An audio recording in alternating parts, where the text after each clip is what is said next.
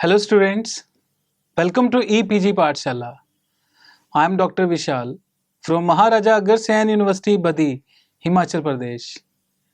Today we are going to discuss about the module Commercial Policy and its Instruments from the paper International Business Operations. After completing this module, students, you will be able to understand the meaning and concept of commercial policy, understand the tariffs and quotas, know about the reasons for implementing tariffs, understand the non-tariffs barriers, and also know about the types of non-tariff barriers to trade. Let's discuss now the meaning and concept of commercial policy and its instruments. Commercial policy, which is also referred to as a trade policy or international trade policy, is a set of rules and the regulations that are intended to change international trade flows, particularly to restrict imports. Every nation has some form of trade policy in place, with public officials formulating the policy which they think would be most appropriate for their country. Their aim is to boost the nation's international trade. The purpose of trade policy is to help a nation's international trade run more smoothly by setting clear standards and goals which can be understood by potential trading partners. In many regions, groups of nations work together to create mutually beneficial trade policies. Trade policy can involve various complex types of actions, such as the elimination of quantitative restrictions or the reduction of tariffs. According to a geographic dimension, there is a unilateral, bilateral, regional, and multilateral liberalization. According to the depth of bilateral or regional reform, there may be free trade areas wherein partners eliminate trade barriers with respect to each other, custom unions whereby partners eliminate reciprocal barriers and agree on a common level of barriers against no partners, and free economic areas or deep integration, as in, for example, the European Union, where not only trade but also the movement of factors has been liberalized, where a common currency has been instituted, and where other forms of integration and harmonization have been established. The most common barriers to trade are tariffs, quotas, and non-tariff barriers. A tariff is a tax on imports which is collected by the government and which raises the price of the goods to the consumer, also known as duties or import duties. Tariffs usually aim first to limit imports and second to raise revenue. A quota is a limit on the amount of certain type of good that may be imported into the country. A quota can be either voluntary or legally enforced.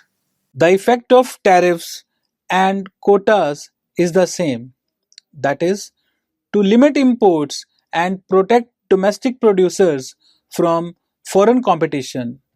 A tariff raises the price of the foreign good beyond the market equilibrium price, which decreases the demand for and eventually the supply of the foreign goods.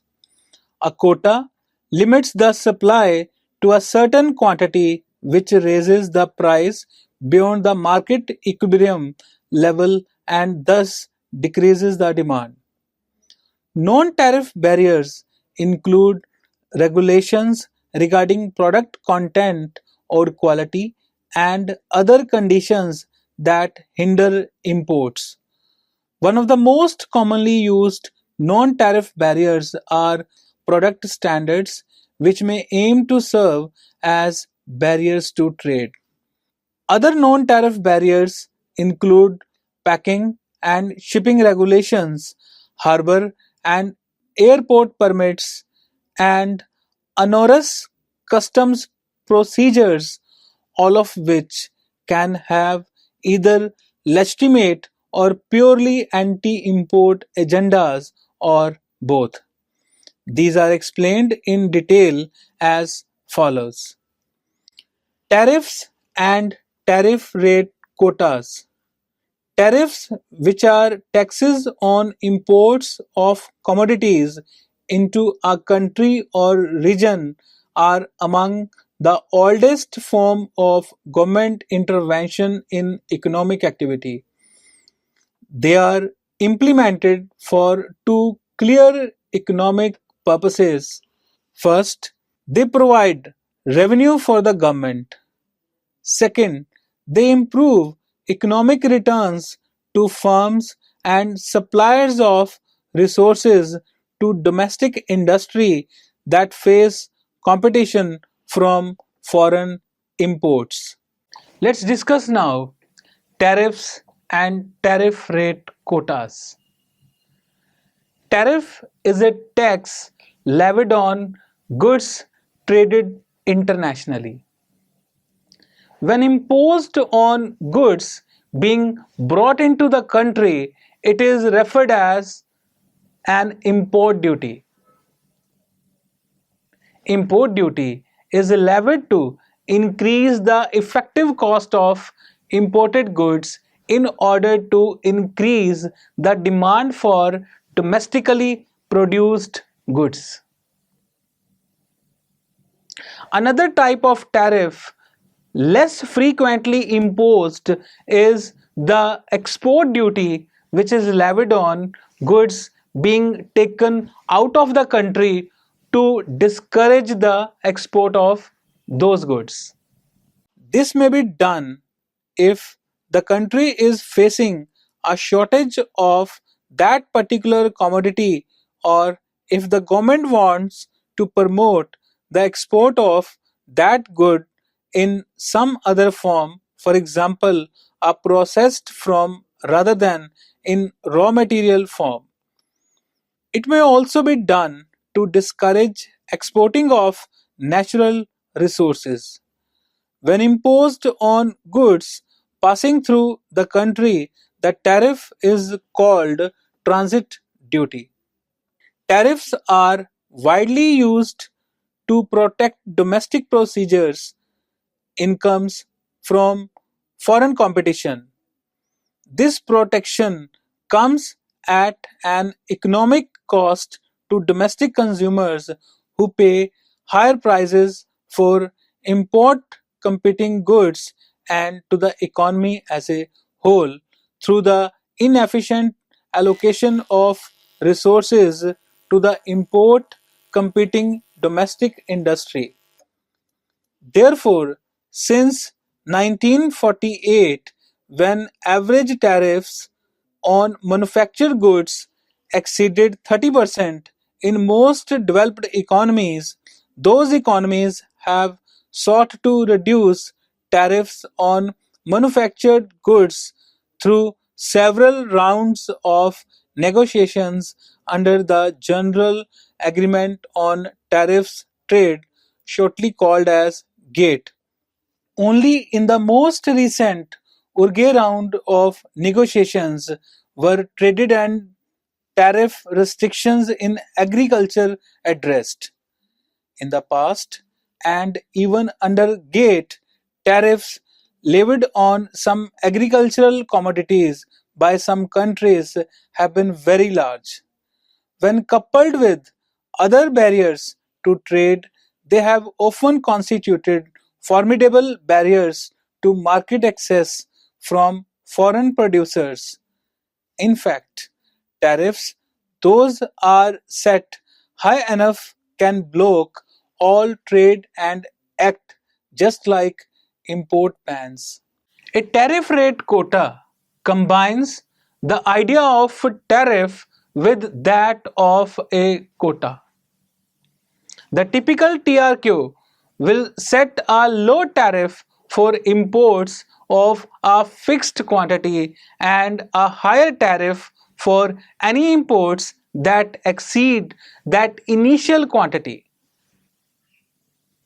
In a legal sense, and at the WTO, countries are allowed to combine the use of two tariffs in the form of a tariff rate quota, even when they have agreed not to use strict import quotas. In the United States, important TRQ schedules are set for beef, sugar, peanuts, and many dairy products. In each case, the initial tariff rate is quite low, but the over quota tariff is prohibitive or close to prohibitive for most normal trade. Explicit import quotas used to be quite common in agricultural trade. They allowed government to strictly limit the amount of imports of a commodity and thus to plan on particular import quantity in setting domestic commodity programs. Various types of tariff barriers are. Let's discuss now technical barriers. Countries generally specify some quality standards to be met by imported goods for various health, welfare, and safety reasons. This facility can be misused for blocking the import of certain goods from specific countries by setting up of such standards which deliberately exclude these products. The process is further complicated by the requirement that testing and certification of the products regarding their meeting the set standards be done only in the importing country. These testing procedures being expensive, time consuming and cumbersome to the exporters act as a trade barriers.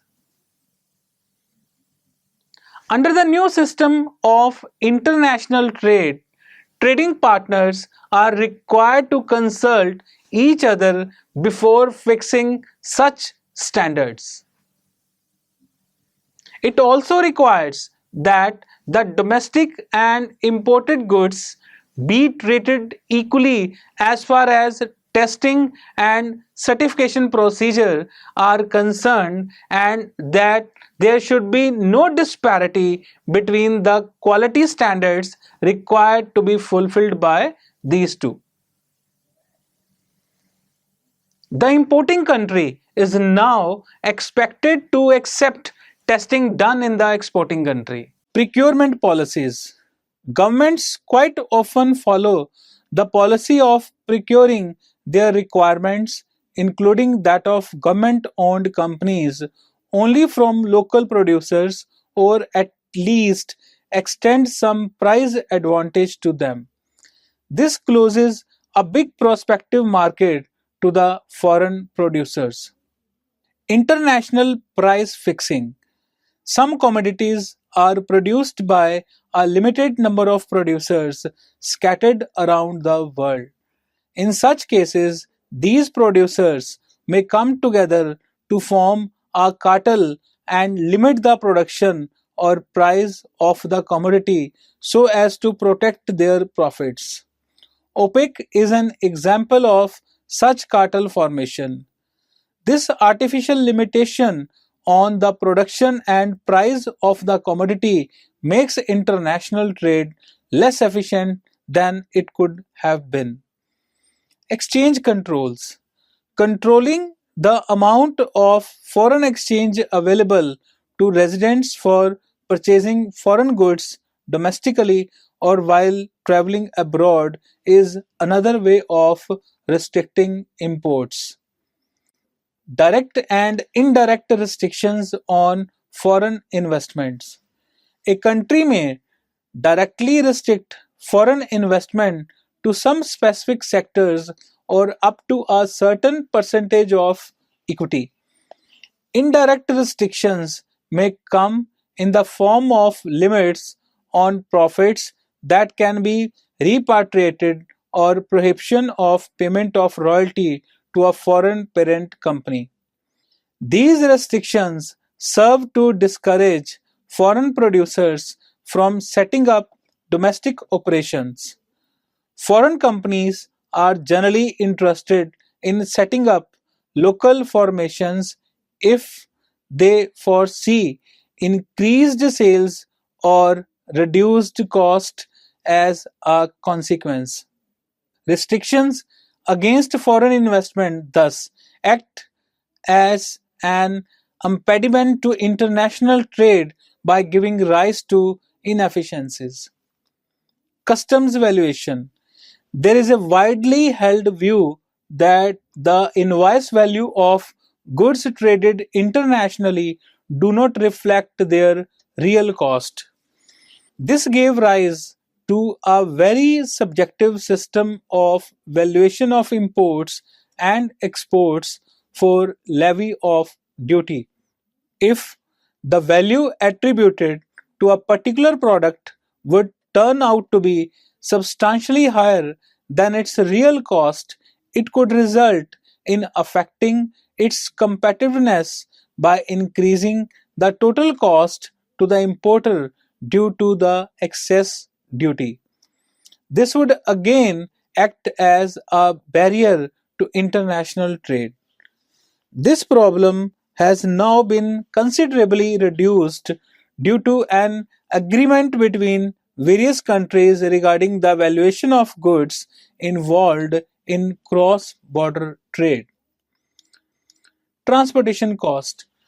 These costs act as another trade barrier. The cost of moving goods from one market to another has the same effect as tariffs. While tariffs are imposed by government, transportation costs act as natural barriers to trade. Reasons for implementing tariffs. Tariffs are often created to protect infant industries and developing economies, but are also used by more advanced economies with developed industries. Here are five of the top reasons for implementing tariffs are protecting domestic employment. The levying of tariffs is often highly politicized. The possibility of increased competition from imported goods can threaten domestic industries. These domestic companies may fire workers or shift production abroad to cut costs, which means higher unemployment and a less happy electorate. The unemployment argument often shifts to domestic industries complaining about cheap foreign labor and how poor working conditions and lack of regulation allow foreign companies to produce goods more cheaply. In economics, however, countries will continue to produce goods until they no longer have a comparative advantage. Protecting consumers. A government may levy a tariff on products that it feels could endanger its population. For example, South Korea may place a tariff on imported beef from the United States if it thinks that the good can be tainted with disease. Infant industries. The use of tariffs to protect infant industries can be seen by the import substitution industrialization strategy employed by many developing nations. The government of a developing economy will levy tariffs on imported goods in industries in which it wants to foster growth. This increases the price of imported goods and creates a domestic market for the domestically produced goods while protecting those industries from being forced out by more competitive pricing.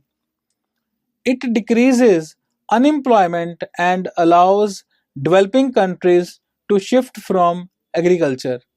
Criticisms of this sort of protectionist strategy revolve around the cost of subsidizing the development of infant industries.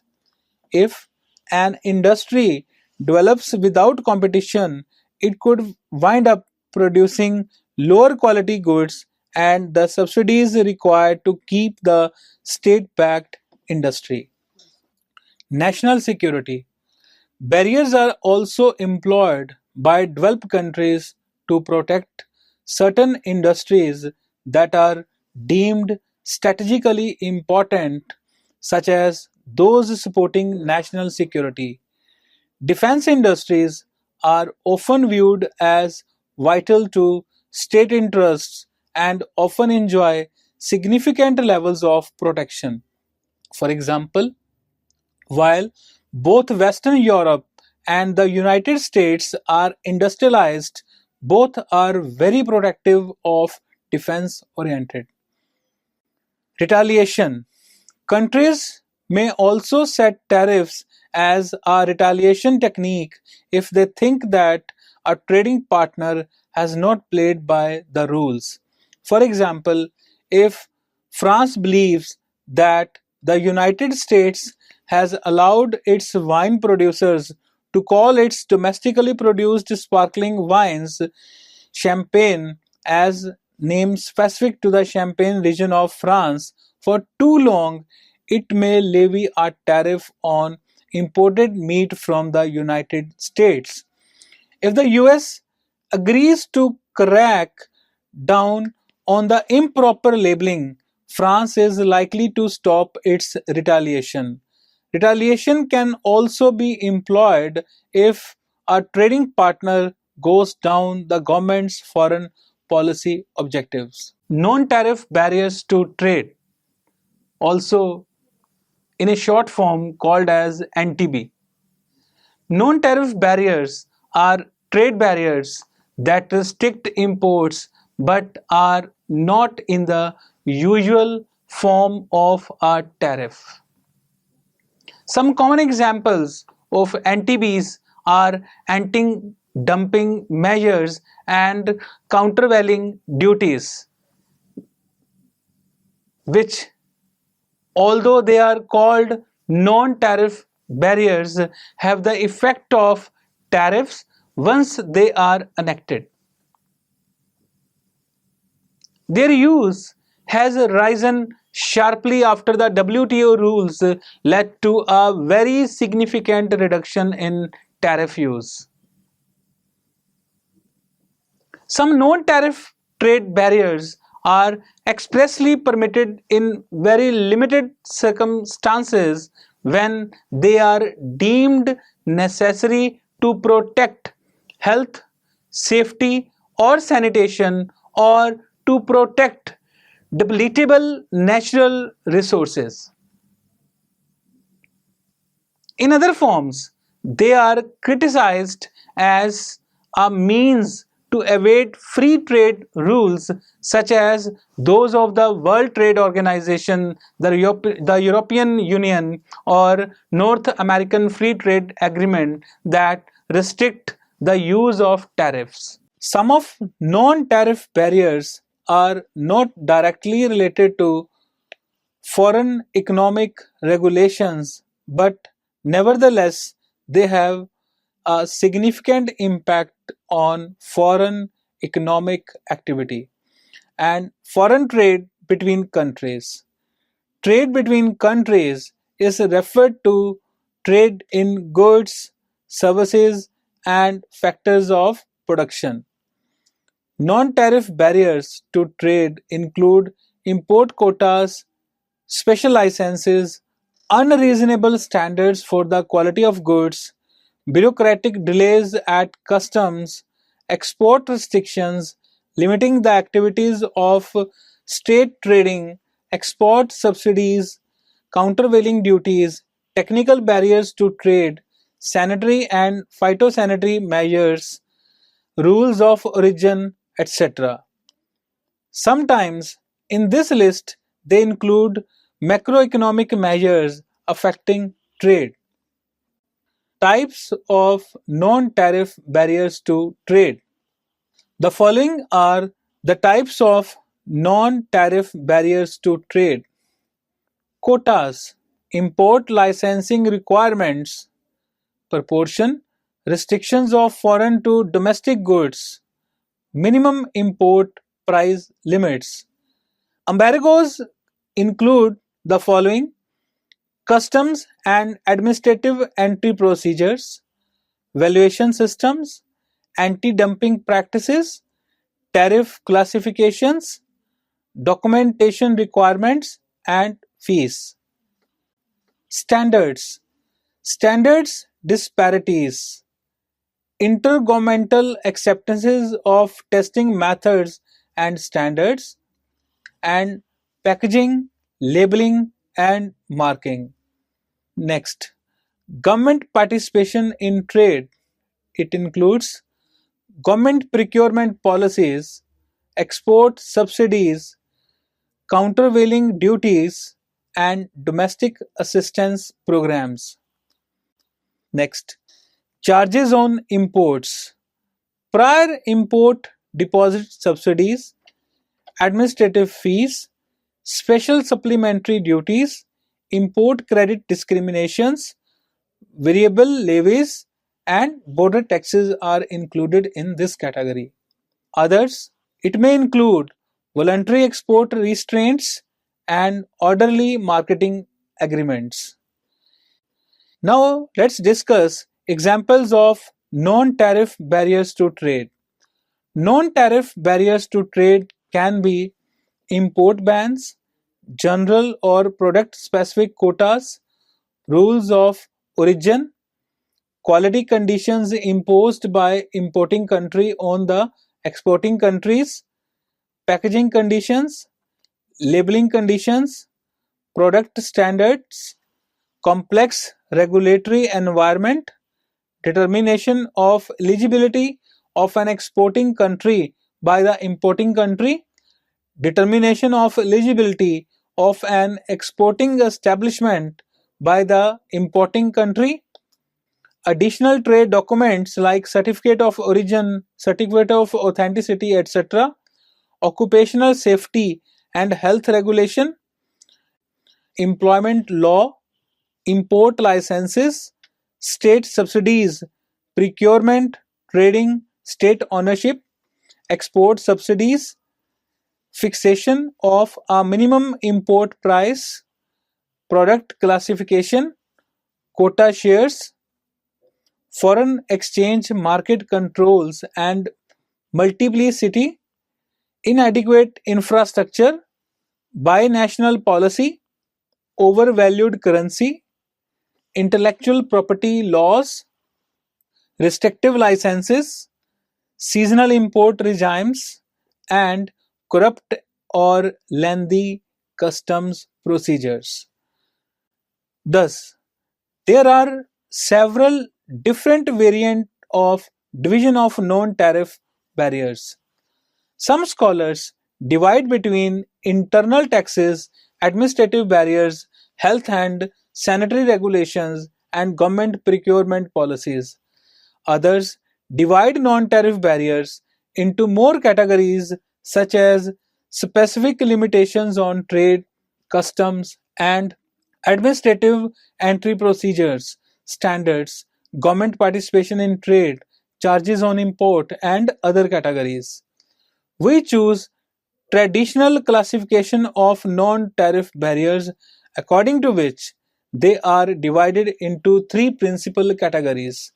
The first category includes method to directly import restrictions for protection of certain sectors of national industries, licensing and allocation of import quotas, anti-dumping and countervailing duties, import deposits, so-called voluntary export restraints, countervailing duties, the system of minimum import prices, etc. Under second category, follow methods that are not directly aimed at restricting foreign trade and more related to the administrative bureaucracy whose actions, however, restrict trade, for example, customs procedures, technical standards and norms, sanitary and veterinary standards, requirement for labeling and packaging, bottling, etc. The third category consists of methods that are directly aimed at restricting the import or promoting the export, but the effects of which often lead to this result. The non-tariff barriers can include wide variety of restrictions to trade. Let's discuss the tariffs versus quotas. The differences between tariffs and quotas will be clear by the following way of comparison. Let's first examine the superiority of quotas to tariffs. As a protective measure, a quota is more effective than the tariff. A tariff seeks to discourage imports by raising the price of imported articles. It, however, fails to restrict imports when the demand for imports is price inelastic. When compared to tariffs, quotas are much precise and their effects much more certain. The reactions or responses to tariffs are not clear and accurately predictable, but the effect of quotas on imports is certain. It has been argued that quotas tend to be more flexible, more easily imposed, and more easily removed instruments of commercial policy than tariffs. Tariffs are often regarded as relatively permanent measures and rapidly build powerful vested interests, which make them all the more difficult to remove. Quotas have many characteristics of a more temporary measure, are designed to deal only with a current problem and removable as soon as circumstances warrant. Quotas, however, suffer from certain effects. Tariffs, in some respects, are superior to quotas. The effects of quotas are more rigorous and arbitrary, and they tend to distort international trade much more than the tariffs. That is why GATE condemns quotas and prefer tariffs to quotas for controlling imports. Quotas tend to restrict competition much more than tariffs by helping importers and exporters to acquire monopoly power. If import quotas are allocated only to a few importers, they may enable them to amass fortunes by exploiting the market. Similarly, quotas tend to promote the concentration of economic power among foreign exporters. Quotas may support inflationary pressures within the country by restricting supply. Tariffs also suffer from the same defect. Quotas offer great scope of corruptions than tariffs. The transition from tariffs to non-tariff barriers. One of the reasons why industrialized countries have moved from tariffs to anti-BEES is the fact that developed countries have sources of income other than tariffs. Historically, in the formation of nation states, governments had to get funding. They received it through the introduction of tariffs. This explains the fact that most developing countries still rely on tariffs as a way to finance their spending. Developed countries can afford not to depend on tariffs at the same time developing anti-BEES as a possible way of international trade regulation. The second reason for the transition to anti-BEES is that these tariffs can be used to support weak industries or compensation of industries which have been affected negatively by the reduction of tariffs. The third reason for the popularity of anti-BEES is the ability of interest groups to influence the process in the absence of opportunities to obtain government support for the tariffs. So students, let's now summarize what we have learned in this module. In this module, we have learned about tariffs, non-trade barriers, and quotas used in the international business. Trade barriers means any hurdle or roadblock that hampers the smooth flow of goods, services, and payments from one destination to another. These obstacles arise from rules and regulations governing trade from either home or host country. Trade barriers are an integral part of international trade. The most common barriers to trade are tariffs, quotas, and non-tariff barriers. A tariff is a tax on imports, which is collected by the government and which raises the price of the good to the consumer, also known as duties or import duties. Tariffs usually aim first to limit imports and second to raise revenue. Non-tariff barriers include quotas, regulations regarding product content or quality, and other conditions that hinder imports. One of the most commonly used non-tariff barriers are product standards, which may aim to serve as barriers to trade. Thank you very much.